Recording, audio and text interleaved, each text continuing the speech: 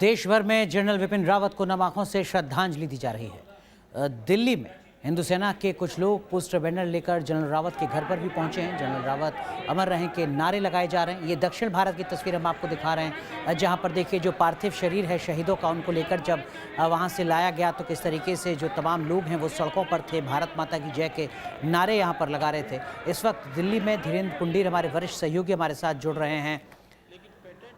General Vipin Rawat के आवास से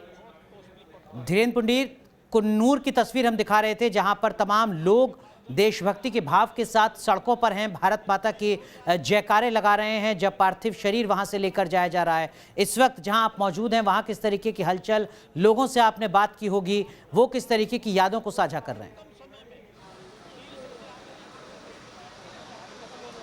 देखिए, इस पूरे हिस्से में अगर आप देखेगा, क्योंकि ये बहुत हाईली सिक्योर्ड कर दिया गया है, यहाँ पहुँचना है। अनुराग, अगर मैं ये कहूँ कि यहाँ पूरा तुमको सिक्योरिटी दिखाई देगी। जो लोग हैं, चूँकि यहाँ बहुत सारे लोगों को अब एंट्री नहीं है जो कॉमन आदमी थे, लेकिन जो सुबह से अगर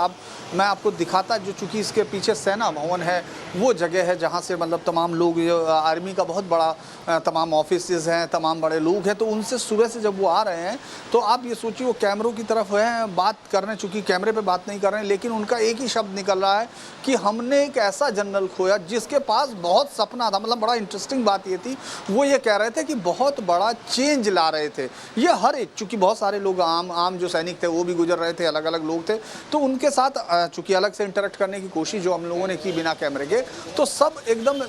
जैसे लग रहा था कि अगर आपने उससे और कुछ पूछा तो शायद वो रो देगा, आपके सामने यहीं रो देगा, ऐसा लगता था। तो वो पूरा समय सुबह से हम लोग, चूँकि ये ऑफिशियल रेजिडेंस से यहाँ तमाम लोग आने वाले, और चूँकि उसके बाद तो सुरक्षा व्यवस्था कर दी गई है, यहाँ ट्रैफिक बहुत हैवी रोड्स है, तो इसीलिए यहाँ से बहुत ज़्यादा रोका नहीं जाता। बीच बीच में लोग आ रहे हैं और अंदर जाकर जो भी अपनी श्रद्धांजलि देना, उनके परिवार वालों को जो ढांढस बढ़ाना, चूँकि उनकी बेटी के होने की बात है, चूँकि बाकी तमाम पूरा परिवार उनका,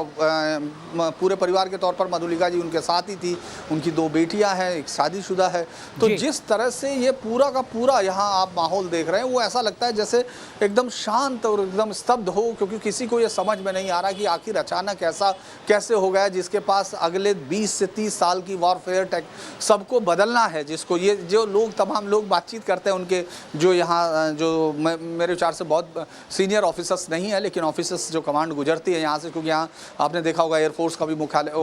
एक कमांड है, सेंटर है, वहाँ से निकलते हैं लोग, और फिर उसके बाद जिससे सेना भवन से निकलते हैं, उन सबको ये लगता है कि एक बहुत बड़ा विजनरी ये डिफेंस फोर्सेस के हिसाब से उसका जाना है। तो सब लोग अभी तक ऐसे सी कर रहे हैं कि क्या होगा। तो मैं ये कह सकता हूँ कि ये पूरा माहौल आपको बेहद रंजीदा दिखता है, वो खामोश पड़ा हुआ घर दिखता है, और वो तमाम सिर्फ बस बाहर कुछ लोग बात करते हैं या ऑफिसर्स आते हैं। मुझे यही आपको पूरा माहौल, अगर आप आएंगे अनुराग, इसी से आपको सब कुछ समझना होगा कि लोग अभी तक सदमे में हैं। बिल्कुल, लेकिन धीरेन्द्र पुंडीर, जिस तरीके से आपने विजन की बात की, आपने लीडरशिप की बात की, उसकी झलक भी देखने को मिलती है जब बात CDS विपिन रावत की होती है। आप लगातार गृह मंत्रालय को कवर करते रहें, जम्मू कश्मीर को देखते रहें, बात चाहे जम्मू कश्मीर में टेररिज्म की हो, उसके खिलाफ ऑपरेशन ऑल आउट की हो, या फिर नॉर्थ ईस्ट के ऑपरेशन की हो, सेना के बॉर्डर के साथ साथ आंतरिक सुरक्षा के मोर्चे पर भी CDS विपिन रावत ने हमेशा एक अहम भूमिका निभाई है।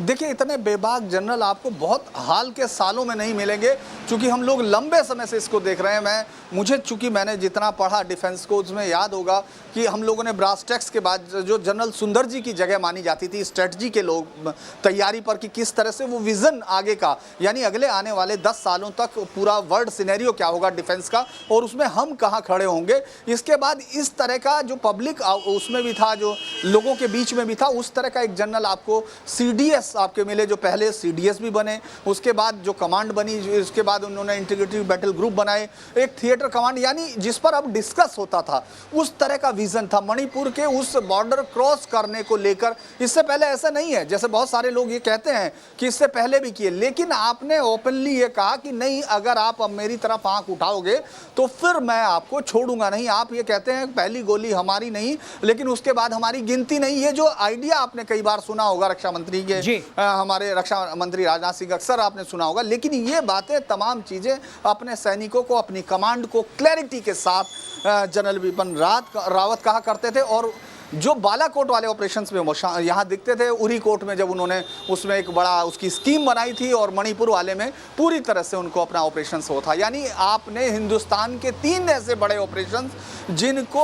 दुनिया ने ये देखा कि ये अगर आप उसको छुओगे तो जवाब मिलेगा। ये एक नई तरह का एक जवाब था, मतलब ये एक डॉक्ट्रिन नई किस्म की थी जिसको हम ओपनली कह रहे थे। तो मुझे लगता है कि ये एक बहुत बड़ा काम था अनुराग, जब आप उस थ्रेशोल्ड को पार करते हैं कि हमको छुआ गया तो हम बदले में तुमको ऐसा जवाब दे सकते हैं। ये बात इससे पहले कभी नहीं थी, और इस समय और भी ये माकूल बात इसलिए है क्योंकि आपने देखा होगा कि एक नई किताब में किस तरह का जिक्र किया गया है 2008 पर। मैं नाम भी ना लूं तो भी आप समझ रहे होंगे कि हम ऐसे हमले पर भी खामोश थे, और अब आप एक ऐसे देश के तौर पर हैं जहां वो भी ये जानते हैं कि अगर हम कुछ करेंगे तो उसका जवाब हमको कितना देंगे। और जो एक आने वाला समय था उस पर बात करनी चाहिए। मुझे लगता है अगले 20 साल के लिए शायद हम तैयार हो रहे थे, और चूंकि जब एक इस तरह का लीडर, इस तरह का जो शख्स जो इस तरह का विजन देखता है, क्योंकि दो समय पे इस समय आप दोनों मोर्चों पे, दोनों थिएटर्स पे आपके